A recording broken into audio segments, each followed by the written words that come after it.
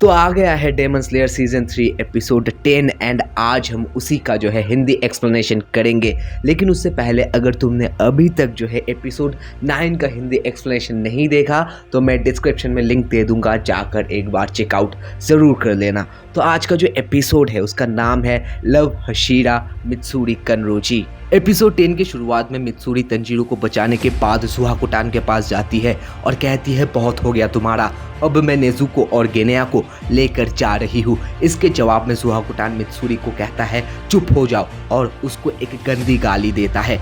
सुहाकुटान Mitsuri को होड़ बुलाता है और कहता है कि इस दुनिया में सिर्फ एक ही है जो कि मुझे ऑर्डर दे सकता है। अब ये सुनकर मित्सुरी शॉक हो जाता है कि उसके भाई के उम्र का एक लड़का कैसे उसको होड़ बुला सकता है। फिर मित्सुरी को समझ में आता है कि चाहे सुहाकुटान उसके भाई के उम्र का देखने में लगता हो, लेकिन वो एक डेमन है एंड डेमन का जो एज है वो उसके लुक से जज नहीं किया जा सकता। सुहाकुटान फिर crest cry of thunder death से मित्सुरी पर जो है थंडर अटैक करने लगता है, लेकिन मित्सुरी जो है लव ब्रीदिंग का third form cat love shower इस्तेमाल करके बड़ी आसानी से डेमन के अटैक को काउंटर कर देती है। अब ये देखकर तंजीरो और सुहाकुटान दोनों की गांड फटकर आचार बन जाता है कि इतनी आसानी से मित्सुरी ने ये कैसे किया। तंजीरो मित्सुरी की लचीली स्वॉर्ड का भी तारीफ करता है और मित्सुरी का भी तारीफ करता है कि कितनी आसानी से वो अपनी लचीली स्वॉर्ड को कंट्रोल कर लेती है, और फिर उस स्वॉर्ड स्मिथ का भी तारीफ करता है मन ही मन जिसने इस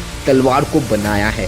फिर ड्रैगन्स अटैक करने लग जाते हैं फिर से मित्सुरी के ऊपर। मित्सुरी अब लव ब्रीदिंग का सेकेंड फॉर्म लव रेंजेस का इस्तेमाल करती है और ड्रैगन्स को पनीर की तरह स्मूथली काट देता है।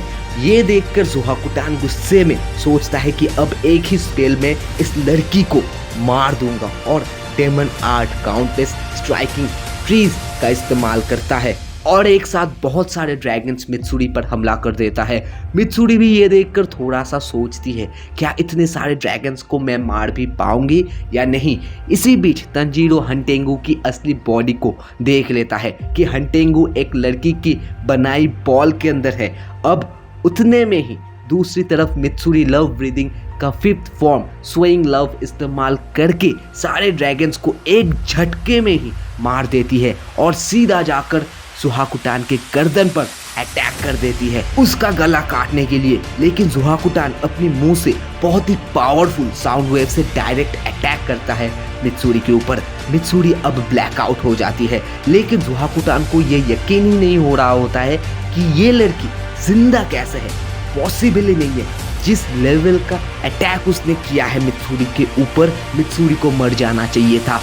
सुहाकुटान अब मित्सुरी को खाने का सोचता है क्योंकि उसे समझ में आ गया था कि भाई मित्सुरी जो है बहुत ही ज़्यादा पावरफुल है और अगर वो मित्सुरी को खा लेता है तो वो और भी ज़्यादा ताकतवर बन जाएगा। लेकिन मित्सुरी को खाने से पहले सुहाकुटान उसको पंच मार के उसके दिमाग से उसके भेजे को निकाल देना चाहता था।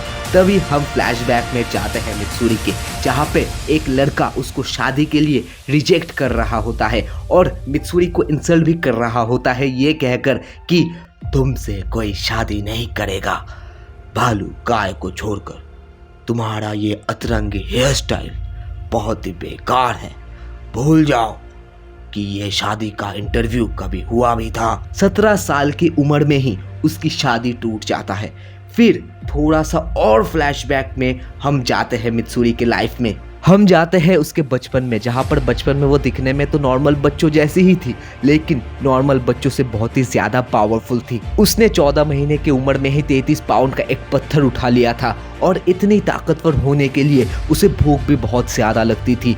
वो सुमो रेसलर्स से भी ज़्यादा खाता था और सुमो रेसलर्स को भी पंजे में हरा देता था। फिर जब वो बड़ी हुई, उसकी पहली शादी टूट गई उसकी पावरफुल होने की वजह से और उसकी बालों की वजह से। तो उसके बाद उसने अपने बालों को काला कलर कर लिया एंड वो ऐसा प्रिटेंड करने लगा कि वो बहुत ही कमज़ोर है एंड उसने खाना भी कम कर दिया ताकि उसकी शादी हो जाए। फिर एक दिन एक लड़का उसको देखने आता है, लेकिन वो सोचने लगती है कि क्या मैं ऐसे ही सारी ज़िंदगी कोई और इंसान बनकर रह पाऊंगी। इस दुनिया में क्या ऐसा कोई भी जगह नहीं है जहाँ पर मैं जैसा हूँ वैसे ही लोग मुझे एक्सेप्ट करें, मुझे प्यार करें। फिर हम प्रेजेंट में वापस आते हैं जहाँ पर गेनेया तंजीरो और नेजुको मित्सुरी को सुहाकुटान के पंच से उसको बचा लेता है।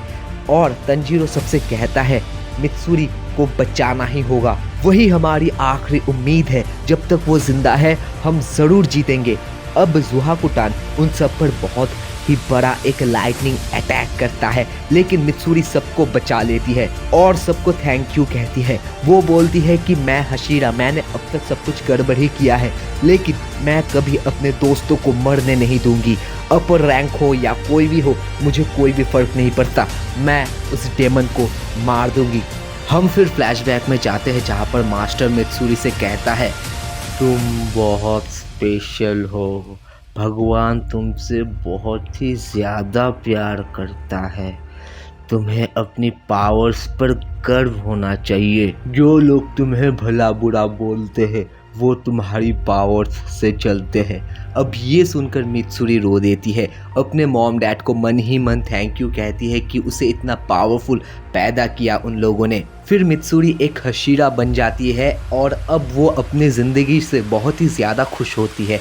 वो दूसरों की मदद करती है, डेमन्स को मारती है, आम इंसानों की ज़िंदगी बचाती है। फिर एक दिन इगिरो, जो खुद भी एक हशीरा है, उसने मित्सुरी को एक पेयर मोजा गिफ्ट किया था और वो तब से उन्हीं मोज़ों को पहनती है। फिर हम प्रेजेंट में वापस आते हैं जहाँ पर अब मित्सुरी और ज़ुहाकुटान के बीच में लड़ाई फिर से शुरू हो चुका था। मित्सुरी तंजीरो, गेनेया और नजुको से कहती है मैं यहाँ सब संभालूंगी, तुम लोग जाओ और हंटेंगू की असली बॉडी को ढूंढो। अब ज़ुहाकुटान तंजीरो को रोकने के लिए एक ड्रैगन भेजता है उसकी तरफ, लेकिन मित्सुरी उस ड्रैगन को भी मार देता है। अब तंजीरो अपनी सूंघने की पावर का इस्तेमाल करके हंटेंगू की बॉडी को ढूंढ लेता है। दूसरी तरफ मित्सुरी अब पहले से ज़्यादा पावरफुल और फास्टर हो चुका था। ज़ुहाकुटान अब मित्सुरी के चेस्ट पर एक मार्क नोटिस करता है जो कि पहले नहीं था। ये मार्क देखने में डेमन क्रेज जैसा लग रहा था, लेकिन अब ज़ुहाकुटान मित्सुरी से बहुत ही ज़्यादा तंग हो चुका था। उसे लगा कि ये कभी ना कभी तो थक ही जाएगा, सभी ह्यूमंस थक जाते हैं और ये भी थक जाएगा। वही दूसरी तरफ तंजीरो, गेनेया और नजुको हंटेंगू की असली बॉडी को तो ढूंढ लेता है, लेकिन वो लकड़ी का गोला उन तीनों को ही पकड़ लेता है और हवा में उठाकर ले जाता है। वो तीनों अपना हाथ भी नहीं हिला पा रहे थे, तभी गेनेया उस ट्री को काटने लगता है। अब हमको ये पता चलता है कि गेनेया जब भी किसी डेमन को खाता है तब उस डेमन की पावर्स कुछ देर के लिए गेनेया के बॉडी में आ जाते हैं। इवन अपनी बॉडी को रीजेनरेट भी कर पाता है वो कुछ देर के लिए, और उसके मसल्स भी पावरफुल हो जाते हैं। और गेनेया ने इस फाइट से पहले ही एक पावरफुल डेमन को खाया था और इसीलिए वो अभी तक इस फाइट में जिंदा है। अब गेनेया अपनी दांतों से ही उस पेड़ को फाड़ देता है। अब तंजीरो हंटेंगू पर अटैक करने ही वाला होता है कि वो पेड़ फिर से तंजीरो पर अटैक कर देता है। तब नजुको अपनी ब्लड डेमन 8 अपनी खून से उस पेड़ पर आग लगा देता है। तंजीरो फिर हिनोकामी कागुरा फ्लेम डांस से उस पेड़ को पूरा फाड़ देता है, लेकिन हंटेंगू वहाँ पर नहीं था, वो भाग गया था। फिर से तंजीरो उसके पीछे जाता है। अब गेनेया गुस्से से पागल हो जाता है और एक पूरा पेड़ उखाड़कर हंटेंगू पर दे मारता है, और इसके साथ ही डेमन स्लेयर सीजन 3 का एपिसोड 10 खत्म हो जाता है। और कैसा लगा तुम लोगों को ये हिंदी एक्सप्लेनेशन कमेंट में ज़रूर बताना, और वीडियो अगर पसंद आया हो तो वीडियो को लाइक करना, चैनल को सब्सक्राइब करना। मिलते हैं अगले वीडियो में, तब तक के लिए टाटा।